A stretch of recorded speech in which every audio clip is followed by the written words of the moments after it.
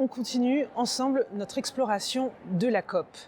Vous l'avez compris hier, les États sont les acteurs majeurs de cette conférence des parties. Ils sont présents lors des négociations officielles, mais aussi à travers des pavillons plus ou moins imposants. Il y en a d'ailleurs là tout autour de moi.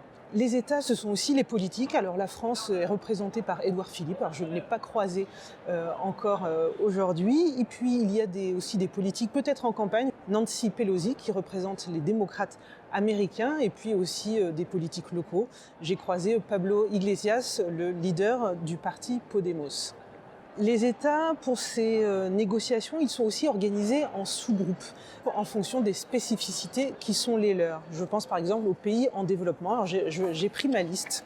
Il y a le groupe des 77 plus la Chine. Alors comme son nom ne l'indique pas, il regroupe 134 pays, des pays en développement, qui tentent de se coordonner autour des négociations et de leurs attentes par rapport aux engagements pris à l'occasion de cette COP. Et puis il y a aussi des noms un peu plus poétiques, comme le groupe de l'ombrelle, mais il y a aussi le groupe arabe. Le forum de la vulnérabilité climatique, le groupe basique, l'Union européenne, évidemment, la coalition des pays avec des forêts pluviales, le groupe d'intégrité environnementale. À cette COP, il y a également la société civile. Alors c'est ce qui m'intéresse sans doute le plus parce qu'il y a un foisonnement d'initiatives mais aussi de luttes qui sont mises en avant à l'occasion de cet événement. Ils organisent des side events, ce qu'on pourrait appeler finalement le off de la COP.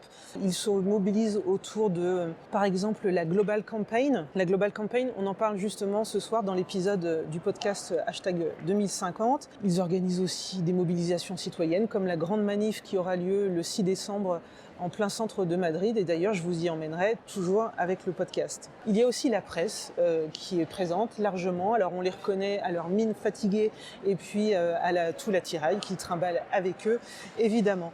Il y a aussi, paraît-il, des lobbies. Alors ça, je vais essayer d'en débusquer un ou deux et de les interviewer pour voir notamment des acteurs de l'industrie fossile pour comprendre ce qu'ils viennent faire ici, ce qu'ils viennent défendre. Il y a aussi des jeunes.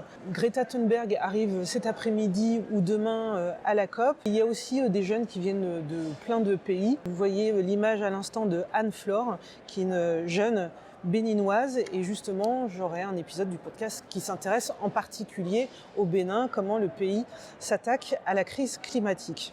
Pour finir, très rapidement, je vais vous lire un petit extrait d'un texte. Il est établi un mécanisme pour contribuer à l'atténuation des émissions de gaz à effet de serre et promouvoir le développement durable placé sous l'autorité de la conférence des parties, agissant comme réunion des parties au présent accord, dont il suit les directives à l'intention des parties qu'il utilise à titre volontaire. Qu'est-ce que ça vous évoque, ce petit texte ? Alors, je vous donne la réponse. C'est le point 4 de l'article 6 de l'accord de Paris. Il n'est pas très explicite vu comme ça, mais jeudi, on en parle, on fait vraiment un focus là-dessus dans #2050. Et ensuite, vous serez un expert des enjeux autour des marchés du carbone. On se retrouve très vite pour en savoir plus et toujours continuer à découvrir ensemble la COP25.